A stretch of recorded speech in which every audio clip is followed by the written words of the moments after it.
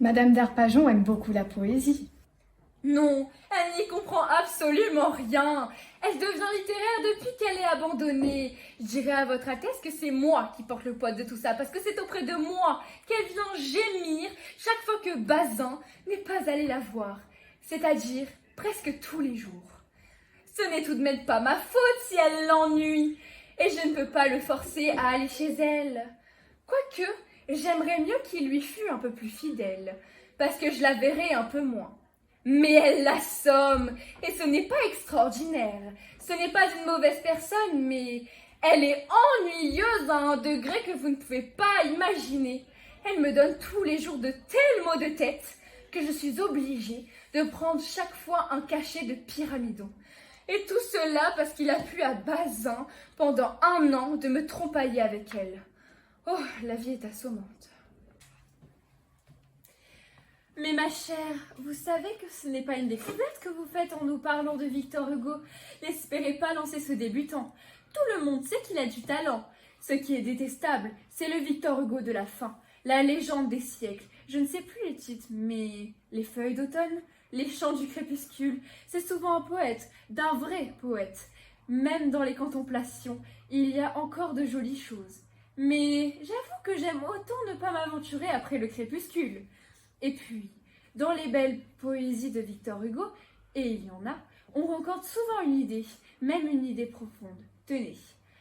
La douleur est un fruit, Dieu ne le fait pas croître sur la branche trop faible encore pour le porter. Ou bien encore. Les morts durent bien peu, hélas. Dans le cercueil, ils tombent en poussière, moins vite qu'en nos cœurs. Ces reliques du cœur ont aussi leur poussière. Monsieur, il faudra que vous m'écriviez ceci sur mon éventail. Pauvre femme, elle me fait de la peine. Non, que madame ne s'attendrisse pas, elle n'a que ce qu'elle mérite. Mais, pardon de vous dire cela à vous, cependant elle l'aime vraiment. Mais pas du tout. Elle en est incapable. Elle croit qu'elle aime comme elle croit en ce moment qu'elle cite du Victor Hugo parce qu'elle dit un vers de Musset. Tenez, personne plus que moi ne serait touché par un sentiment vrai. Mais je vais vous donner un exemple. Hier, elle a fait une scène terrible à Bazin. Votre Altesse croit peut-être que c'était parce qu'il en aime d'autres, parce qu'il ne l'aime plus. Pas du tout. C'était parce qu'il ne veut pas présenter ses fils au jockey. Madame trouve-t-elle que ce soit d'une amoureuse? Non, je vous dirai plus. C'est une personne d'une rare insensibilité. Oriane est vraiment extraordinaire. Elle peut parler de tout, elle a tout lu. Elle ne pouvait pas deviner que la conversation tomberait ce soir sur Victor Hugo. Quelque sujet qu'on entreprenne, elle est prête, elle peut tenir tête au plus savant. Mais changeons de conversation. Vous devez me trouver bien démodée. Je sais qu'aujourd'hui c'est considéré comme une faiblesse d'aimer les idées en poésie. La poésie où il y a une pensée. C'est démodé? Pour ma part, non, Ariane, je n'en veux pas à Victor Hugo d'avoir des idées, bien au contraire, mais de les chercher dans ce qui est monstrueux.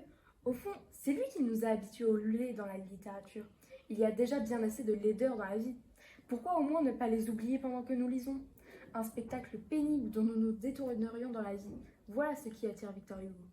Victor Hugo n'est pas aussi réaliste que Zola tout de même.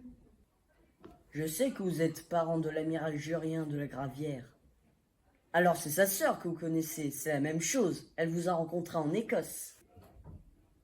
Il n'est pas très fort, et puis il ne lui faut pas trop de libation. Je le crois légèrement sous l'influence de Bacchus. Mais Zola n'est pas un réaliste, madame. C'est un poète. Zola, un poète? Mais oui, que votre Altesse remarque comme il grandit tout ce qu'il touche. Vous me direz qu'il ne touche justement qu'à ce qui porte bonheur. Mais il en fait quelque chose d'immense. Il a le fumier épique. C'est l'Homère de la vidange. Il n'a pas assez de majuscules pour écrire le mot de Cambronne. Il l'écrit avec un grand C. Plutôt avec un grand M, je pense, ma petite.